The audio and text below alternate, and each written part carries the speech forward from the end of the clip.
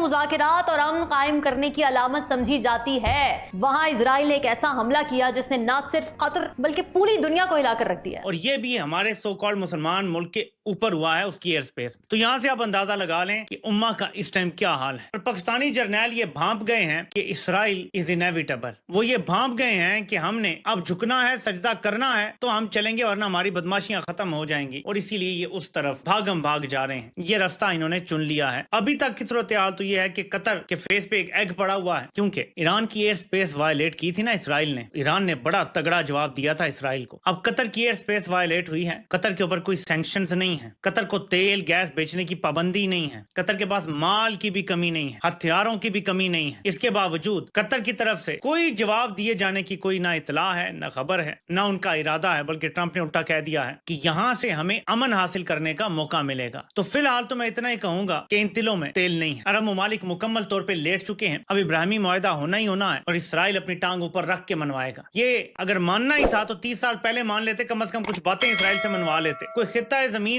उसे कहते कि छोड़ दो और इतना रहने दो फलस्तीनियों के पास। अब जब एक खौफ की कैफियत है सर, एक नेचुरली खौफ की, इतना बड़ा धमाका, उसकी बार बार गूंज, जिसके नतीजे में हमास के सीनियर तरीन रहनुमा खलील अल हैया की हलाकत की मुतज़ा। तो हेलो दोस्तों, अभी दुनिया का सबसे बड़ा सवाल ये है, इसराइल ने जो कतार पर अटैक किया उसका बाद मिडिल ईस्ट का नक्शा बदलेगा क्या? और पाकिस्तान का मीडिया का रिएक्शन इस वक्त इतना गर्म है कि पाकिस्तान को कतार के साथ खड़ा करेगा या फिर सिर्फ बयानबाजी में सीमित रहेगा। तो आइए देखते हैं पाकिस्तान का मीडिया का असली रिएक्शन। इतलात सामने आ रही हैं। ये इंकशाफ हुआ है, बल्कि दावा हुआ है इसराइली ओहदेदार की तरफ से कि इस हमले की ना सिर्फ अमेरिका को पेशगी इतला थी, बल्कि अमेरिका ने इस हमले के लिए मदद भी की। उसमें तो उन्होंने गो के दो मरतबा पाकिस्तान का भी जिक्र किया। ओसामा बिन लादेन के लिए अगर अमेरिका पाकिस्तान के अंदर आ सकता है तो हम क्यों नहीं जा सकते कतर में? जी, उन्होंने ओसामा बिन लादेन का भी जिक्र किया और कहा है कि जिस तरह अलकायदा का पीछे करते हुए अमेरिका ओसामा बिन लादेन को उसने टारगेट किया था, हमने भी यहाँ टारगेट किया है इसी तरह हमास के रहनुमाओं का पीछा करते हुए। हालांकि वो ये सालसी और मुज़ाकरात और ये कतर की जगह और बिल्कुल डिफरेंट चीज़ें हैं। लेकिन अब उसने नेतन्याहू साहब ने आखिरी बात भी एक और की। उन्होंने कहा कि जी भट्टी साहब, ये सारा कॉन्फ्लिक्ट आपके सामने, शहबाज शरीफ साहब क्या करने गए हैं? वहां पे अमेरिकन बेसिस हैं और अपने अलाइज पे हमला करवाया अमेरिका बहादुर ने। इसमें क्या सबक पहना है हमारे लिए? आज के हमले के बाद इसराइल तो इस बात का एलानिया तौर पर इतराफ कर रहा है कि अब तो वो किसी मुल्क को नहीं छोड़ेगा, किसी भी मुसलमान मुल्क को। तो बुखारी साहब, अब तो ये इन कंट्रीज का, अरब ममालिक की कंट्रीज का नेशनल सिक्योरिटी थ्रेट बन चुका है। हम जहनी तौर पर हर वक्त तैयार रहते हैं कि हासिल वसूल ही होना है। नंबर 1, ये विजिट सॉलिडारिटी के लिए था कि कतर हमारे साथ खड़ा रहा और हमारे वज़ीर आज़म ने वापसी पे जब वो आ चुके हुए हैं, ट्वीट में भी ये कहा कि हम कंधे के साथ कंधा मिला के कतर के साथ खड़े हैं। उनके अमीर के साथ, थानी के साथ उनकी मुलाकात हुई। मेरे हिसाब किताब में ये एक बड़ा स्ट्रॉन्ग मैसेज था। यहाँ पे रोज़ाना उधार खाए बैठे होते हैं कि पाकिस्तान तो इसराइल के साथ सौदा कर रहा है, पाकिस्तान तो तस्लीम कर रहा है। पाकिस्तान ने न सिर्फ कंडेम किया बल्कि इसराइल के हमले के बाद वहाँ जाके, जिस तरह हमने ईरान के ऊपर किया था, यही हमने कतर के साथ किया है कि ये सॉलिडारिटी इस्लामी ब्लॉक की। आप इसको छोड़ दें कि OIC क्या करेगी या मोहम्मद बिन सलमान कल परसों में ये सारे वज़ीर ख़ारजा मिल रहे हैं, वो क्या फ़ैसले करेंगे, ज़रूर करने चाहिए। जिनके बारे में मंसूर जाफ़र साहब भी कह रहे थे कि फ़िज़ाई पाबंदी लगाएं, कुछ भी करें, वो कर सकते हैं तो करें। लेकिन पाकिस्तान के स्पेसिफिक बात यह है कि पाकिस्तान की अल्हम्दुलिल्लाह जो हम जंग जीते हैं उसके बाद पहले ही पाकिस्तान के ऊपर बहुत सारे ममालिक का ट्रस्ट, इस्लामी ममालिक की मैं बात कर रहा हूँ, था और वो और बढ़ गया। एटमी कुव्वत के हवाले से भी था। फिर ये जो जंग हुई, एक तासुर हमारे यहाँ भी तो था ना, गंद पड़ा हुआ था कि जी मोदी के साथ मिल गए हैं, पेट्रोल ख़त्म है, ये तो लड़ ही नहीं सकते। यहाँ पर भी वही फनकार थे ना जो इंटरनेशनली भी ऑपरेट करते हैं। तो हमने तासुर भी तबाह बर्बाद किया और इंडिया का मामला भी सेट कर दिया कि क्या है। उससे मैं आपको बताऊं, ये जो इसराइल की टेक्नोलॉजी यहाँ यूज़ हुई हमारे पास पाकिस्तान के अंदर, उन्होंने ड्रोन में डाले, हमने उनके पायलट्स देखे, वीडियो में वो मौजूद थे। वो पूरी तरह इस जंग में इसराइल इन्वॉल्व था।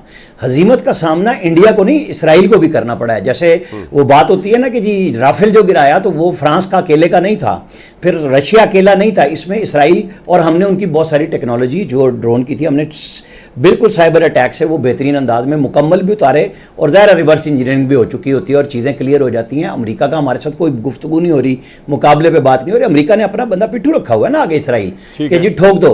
जितने बड़े मुआहदे गिफ्ट्स आपने सारे जिक्र कर दिए, वहाँ तैयारों की इतनी गुंजाइश नहीं है जितने उन्होंने तैयारे खरीदे हुए हैं। इतने सैटेलाइट उनको ज़रूरत नहीं है, इतने उनको आप रेडार कहें कि कतर को ज़रूरत नहीं है, लेकिन उन्होंने अंबार लगा दिया। हाँ, कतर के अमीर को आप एक क्रेडिट देंगे, जब सऊदी अरब से लड़ाई हुई तो ये नहीं हुआ कि वो कोई घुटने टेक के बैठ गया, उसने पूरे अपने आवाम के लिए पूरी दुनिया से फूड सिक्योरिटी के हवाले से इकट्ठा कर लिया, चाहे दुनिया से कहीं किस तरह भी महंगा लाया, वो पैसे कमा रहे हैं।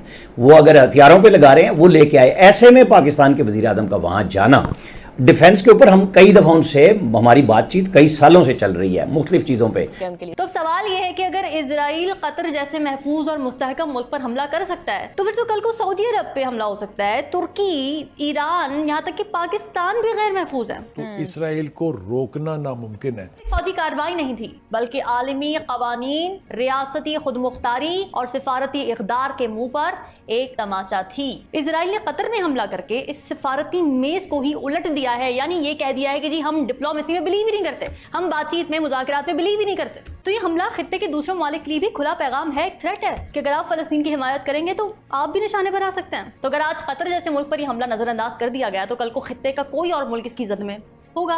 ये सवाल अब आलमी बरादरी के सामने खड़ा है कि क्या दुनिया इजराइल को मजीद छूट देती रहेगी। इसराइल का दोहा में हमास की जो क़यादत है उस वक्त हमला करना, कि जिस वक्त वो टॉक्स कर रहे थे, वो मौजूद थे वहाँ पर, मुज़ाकरात किस्म के सारा सिलसिला चल रहा था, ये किन ख़तरनाक अज़ाइम की तरफ इशारा कर रही?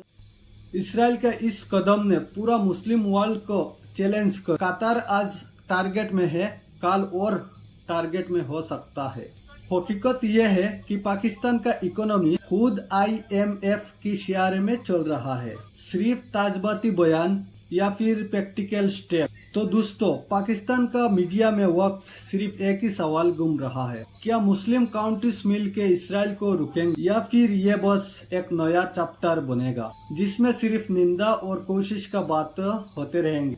तो अब सवाल यह है कि पाकिस्तान वाकई कतार के लिए आगे बढ़ेगा या फिर बस बयानबाजी में सीमित रहेगा।